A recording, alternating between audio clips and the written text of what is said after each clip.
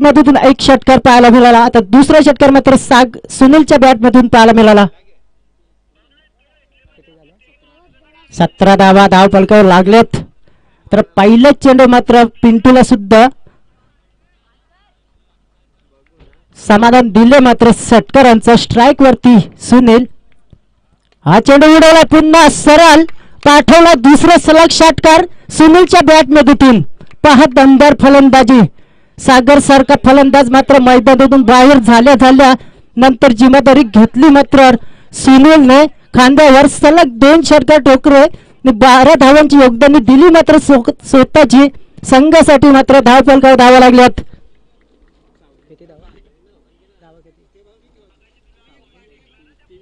23 धावा धाव फलकावर 23 धावा लागल्या. मात्र सलग 2 चेंडू 2 मोठे फटके आलेत. मात्र सुनीलच्या बॅट मधून जय दुर्गा माता दैसर बी संघाला जी धावाची गरज होती ती बनवून दाखवली. मात्र सुनील सारखा फलंदाज या मैदानात मात्र तापलाय. सलग 2 षटकार हॅट्रिकची चान्स असेल सुनीलला. मात्र स्ट्राईक वरती सुनील फलंदाजी केली. सरळ 2 षटकार. हा पुन्हा उडवलाय. फटका फसलाय. मात्र क्षेत्ररक्षण आहे.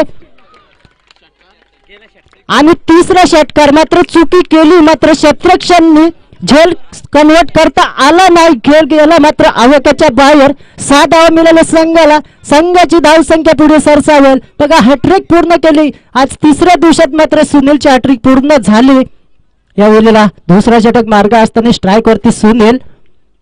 हा चेंडू पुन्हा सरळ उडवलाय. आता सुनील तापलाय. मात्र 4था षटकार आलाय सुनीलच्या बॅट मधून. सुनील मात्र थांबायचं नाव घेत नाही.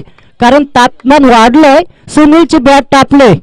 आता मात्र नाव घेत नाही. पिंटू सारख्या गोलंदाजाला मात्र घाम घमिष्या फोडावा लागलाय. कारण सलग 4 षटकार ठोकणारा फलंदाज सुनील. आजच्या शेवटच्या दिवसात मात्र ही 4 षटकार ठोकले. मात्र एकच सुनील हा बादशाह ठरलाय. सलग 4 षटकार.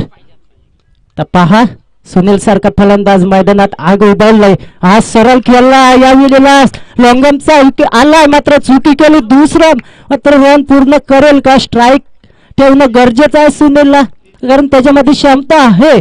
कारण माझ्याकडे स्ट्राईक ठेवणं गरजेचं आहे. धावा लागल्या धाव फलकावर मात्र 37 धावा. हा चेंडू उडवलाय. क्षेत्ररक्षण आहे. फटका फसलाय. मात्र जीवदान मिळालाय या वेळेला.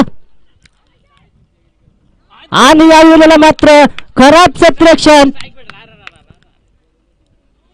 आणि 3 धावा. मात्र क्षेत्ररक्षण चुकीचं केलं मी म्हणेन. वाघेरा संघाने मात्र